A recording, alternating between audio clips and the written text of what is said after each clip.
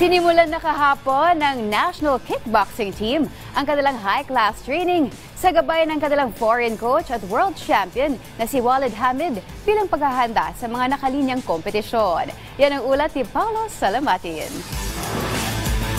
Makalipas ang ilang buwang usual training, inumpisahan na kahapon ng Samahang Kickboxing ng Pilipinas na sumalang sa puspusang pag-ensayo sa pagbabalik ng kanilang foreign coach at World Kickboxing Champion na si Walid Hamid sa Tagaytay Training Camp. Isa rin si Hamid sa mga coach na tumulong sa mga Pinoy kickboxers na makakuha ng 3 ginto, 4 na silver at 8 bronze medals noong 2023 Southeast Asian Games sa Cambodia.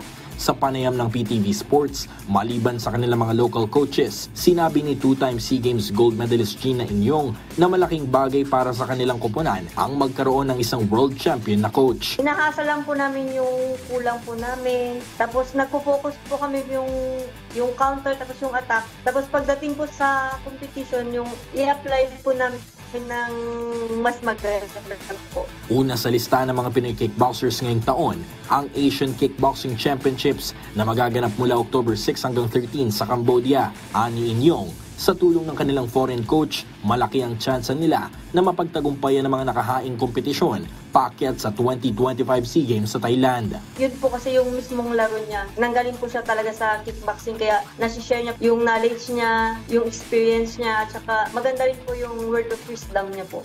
24 na national kickboxers ang ipapadala ng koponan para sa nasabing event sa Cambodia na magsisilbing qualifying tournament din para sa magaganap na World Games sa taong 2025. Paulo Salamatin para sa Pambansang TV sa Bagong Pilipinas.